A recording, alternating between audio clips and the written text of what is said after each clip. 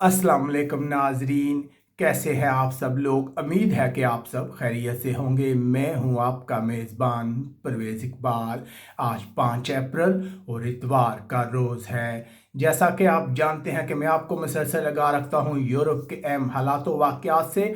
तो आज के इस वीडियो में हम बात करते हैं यूरोपीय मुल्क फ्रांस की, जहां दहशतगर्दी का एक वाक़या पेश आया है जिसमें 2 के करीब अफराद को हलाक कर दिया गया है, जबकि 5 को ज़ख्मी किया गया है। इससे पहले कि हम आपको तफसीलात बताएं, आपसे गुजारिश करेंगे कि अगर आपने अभी तक हमारे चैनल को सब्सक्राइब नहीं किया तो फ़ौरन सब्सक्राइब कर लें। एक ऐसे वक्त में जब पूरा यूरोप और ख़ास तौर पर फ्रांस जो है लॉकडाउन की वजह से बहुत परेशान है। फ्रांस में मुकम्मल लॉकडाउन है क्योंकि कोरोना वायरस का जिन काबू में नहीं आ रहा। ऐसे वक्त में वहां पेश आया है दहशतगर्दी का एक अफसोसनाक वाकया, जिसमें एक शख्स ने चाकू के वार करके 2 अफराद को हलाक जबकि 5 से ज़ायद को ज़ख्मी कर दिया है। इस शख्स के बारे में कहा जाता है कि इसने तंबाकू नोशी की दुकान में दाखिल होकर सबसे पहले दुकान के मालिक को हलाक किया, जबकि उसके बाद उसने एक और गाहक को भी हलाक कर दिया।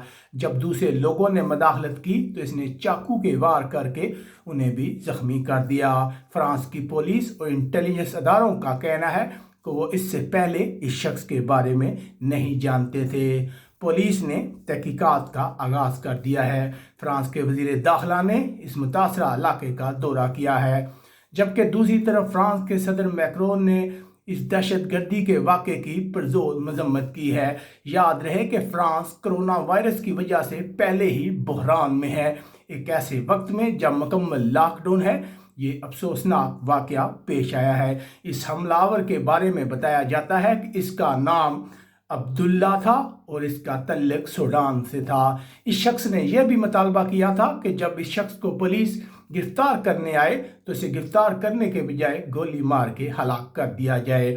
उधर फ्रांस का मीडिया दावा कर रहा है कि जब इस शख्स को गिरफ्तार किया गया तो ये नमाज पढ़ रहा था। इंतहाई अफसोसनाक वाक़या है जो फ्रांस में पेश आया है इस वक्त, जबकि पूरी दुनिया कोरोना वायरस के जिन की वजह से परेशान है। दहशतगर्दी का ये अफसोसनाक वाक़या पेश आया है। हम उम्मीद करते हैं कि फ्रांस में जल्द ही हालात अच्छे हो जाएंगे। अपने मेज़बान परवेज़ इकबाल को इजाज़त दीजिएगा। अल्लाह हाफिज़।